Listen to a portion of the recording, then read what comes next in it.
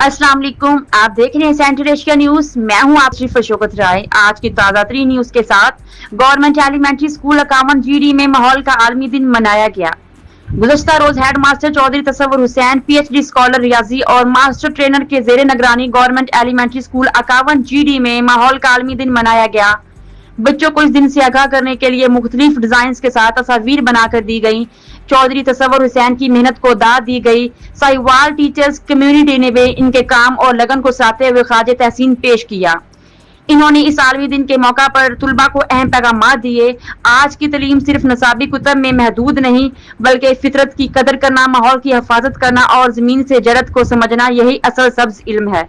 आइए हम सब मिलकर एक ऐसे इल्म को फरोग दें जो ना सिर्फ ज़हन रोशन करे बल्कि जमीन को भी रोशन कल की तरफ ले जाए। तुलबा को प्लास्टर, कागज और दीगर फालतू एशिया से आर्ट या कारआमद चीजें बनाने का मौका देना चाहिए। हर तालब इल्म एक दरख्त लगाए और इसकी निगरानी करे, एक पौधा एक तालब इल्म के अनुमान से।